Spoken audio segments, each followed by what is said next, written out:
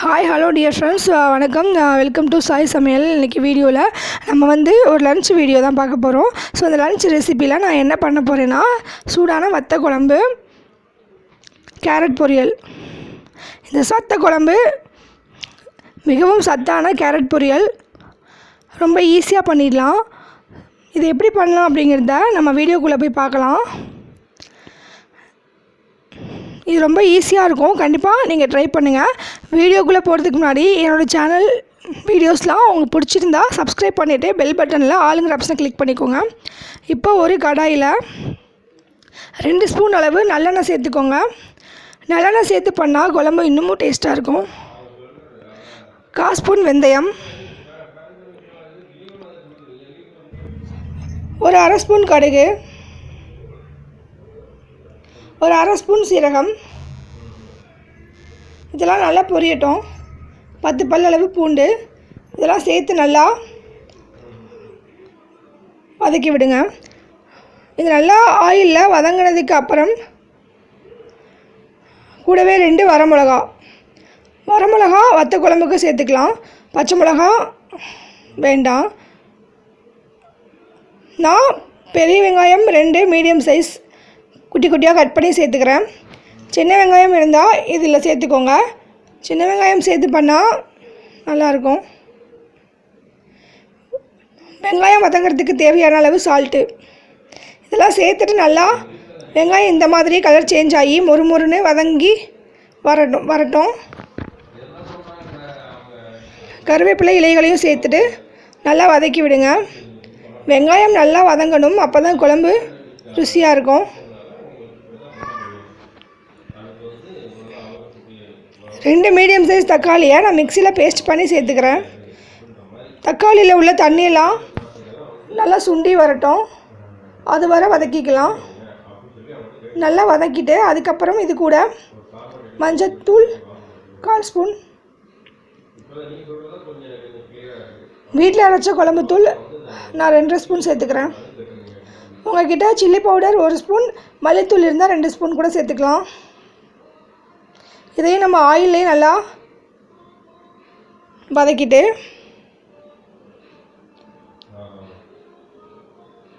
ஒரு 2 நிமிஷத்துக்கு நம்ம இப்போ இதையே தண்ணி ஊற்றாமல் வதக்கிட்டு அதுக்கப்புறம் நான் ஒரு 2 டம்ளர் தண்ணி சேர்த்துக்கிறேன். எக்ஸ்ட்ரா தண்ணி வேணுனாலும் நல்லா சேர்த்துட்டு குழம்புல உள்ள பச்சை ஸ்மெல் போகிற வரைக்கும் நம்ம நல்லா கொதிக்க வைக்கலாம்.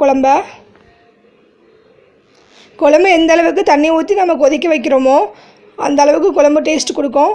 பச்சை ஸ்மெல்லாம் போகணும். குழம்புக்கு தேவையான அளவு சால்ட்டு நம்ம சேர்த்துட்டு இது கூட ஒரு குட்டி சைஸ் புளி நான் அதை ஊற வச்சு அது தண்ணியை நான் சேர்த்துக்கிறேன். புளி தண்ணி எல்லாம் சேர்த்து சால்ட்டெல்லாம் சேர்த்துட்டு நல்லா குழம்பு சுண்டி கொதித்து வரட்டும். குழம்பு நல்லா சுண்டி வர அந்த டைமில் நம்ம ஒரு துண்டு வெல்லம் சேர்த்துக்கலாம்.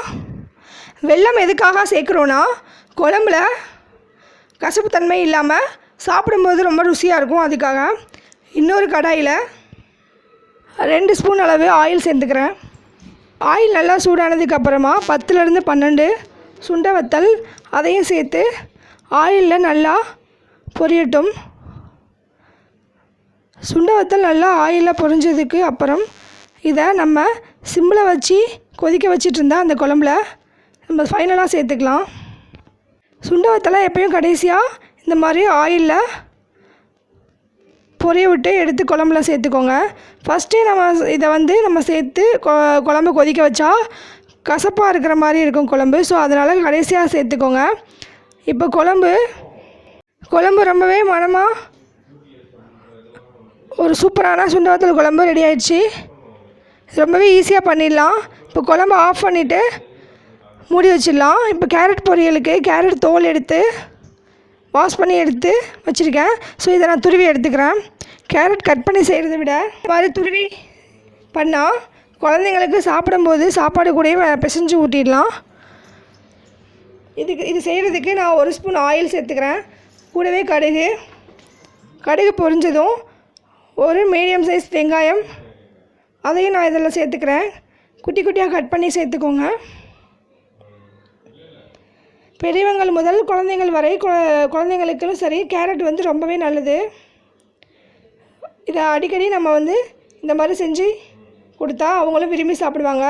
இது கூடவே கருவேப்பிலை, காரத்துக்காக ஒரு பச்சை மிளகா அதையும் குட்டி குட்டியாக கட் பண்ணி சேர்த்துட்டு இதெல்லாம் நல்லா ஆயிலில் வதங்கணும். ஸோ அதுக்காக கொஞ்சமாக சால்ட்டு சேர்த்துட்டு இதெல்லாம் வதங்கிறதுக்கு தேவையான சால்ட்டு சேர்த்துட்டு நல்லா ஆனியன், பச்சை மிளகா மொறுன்னு எண்ணெயில் வதக்கிட்டு நல்லா வந்துட்டு ஆனியன் சூப்பராக வதங்கி வரணும். அப்போ தான் வந்து கேரட் பொரியல் ருசியாக இருக்கும். துருவி வச்சுருந்த கேரட்டையும் சேர்த்து இந்த கேரட் வந்துட்டு ரொம்பவே சாஃப்டாக இருக்கும், துருவி எடுத்துருக்கோம் அதனால். ஸோ இதுக்கு நீங்கள் ரொம்ப நேரம் ஹையில் வச்சு பண்ணணும்னு அவசியமே இருக்காது. சிம்மில் வச்சுட்டு பண்ணுங்கள். சால்ட்டு சேர்த்துக்கோங்க. பொரியலுக்கு தேவையான சால்ட்டு சேர்த்துட்டு மேலேருந்து கீழே, கீழேருந்து மேலே இந்த மாதிரி பெரட்டி விட்டால் போதும். 5லேருந்து 10 நிமிஷத்தில் இது வந்துட்டு வெந்துடும். நம்ம வந்து ஹையில் வச்சா இதோட அதாவது நைஸாக இருக்கும். இது கேரட் இது துருவுனது அது கருகி போகிறதுக்கு வாய்ப்பு இருக்குது. ஸோ சிம்மில் வச்சுட்டு மெதுவாக இந்த மாதிரி கிளறி விடுங்க. ரொம்பவே ருசியாக இருக்கும். ஏன்னா வெங்காயம் நல்லா வதக்கி எடுத்துருக்கோம். அது கூட வந்து கேரட்டை சாப்பிடும்போது சாப்பாடு சூடாக வச்சு சாப்பிடும்போது ரொம்ப டேஸ்ட்டாக இருக்கும். இப்போ ரெடி ஆகிடுச்சு கேரட்டை. கொஞ்சம் நேரத்துக்கு இதை சூட்லேயே மூடி வச்சுருங்க.